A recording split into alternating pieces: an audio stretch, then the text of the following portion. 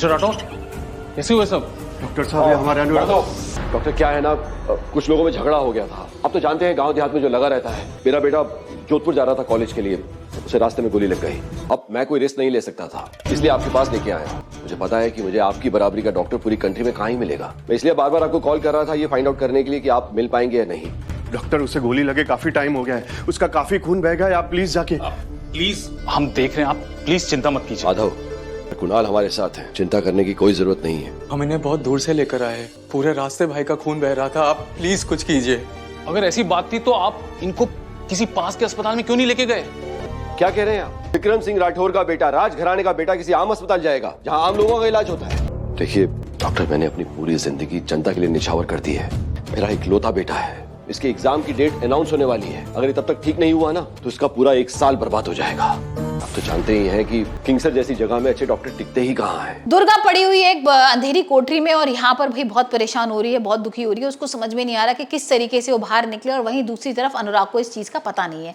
भाई अनुराग को जब पता लगेगा तब देखते हैं क्या कुछ होने वाला है, क्योंकि यहाँ पर अनुराग का जो छोटा भाई है वो पहुंच जाएगा दुर्गा से टीका कराने के लिए। और जैसे टीका कराने जाए तो पता लगेगा कि भाई यहाँ तो दुर्गा है ही नहीं और दुर्गा तो गायब है, राजेश उसको कहीं लेके चला गया है। अब यहाँ पर जैसी वो भाभी आती है ना, वैसी बताती है उसके भाई को कि भाई हमने तो सोचा था वो तुम्हारे घर गई है, क्योंकि यहाँ पर राजेश ने यही बोला था कि हवेली लेके जा रहा हूँ, सारे लोग उसे बुला रहे हैं, उसकी देखभाल करेंगे।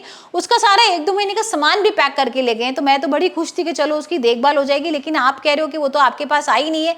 तो यहाँ पर अब खुलासा होता है कि भाई दुर्गा को कहाँ लेके गए हैं। यहाँ वो बता भी देती है भाभी कि जब भी राजेश को किसी से बदला लेना होता है ना, तो मंदिर के पास एक बहुत अंधेरी सी कोठरी है, उसके अंदर उसको ले जाता है, बंद कर देता है, उसको बहुत टॉर्चर करता है। और या जैसे यहाँ पर उसके भाई को पता लगता है, बहुत घबरा जाता है, वो जाता है अनुराग के पास और अनुराग को सारा सच बताता है। अब देखते हैं अनुराग किस तरीके से यहाँ पर भाई दुर्गा को बचा पाता है या नहीं, क्योंकि यहाँ पर तो हम देख रहे हैं कि विक्रम, उसके घर वाले सारे आ गए हैं और अनुराग को किसी तरीके से सामान पैक करके ना भेजना चाहते हैं शहर।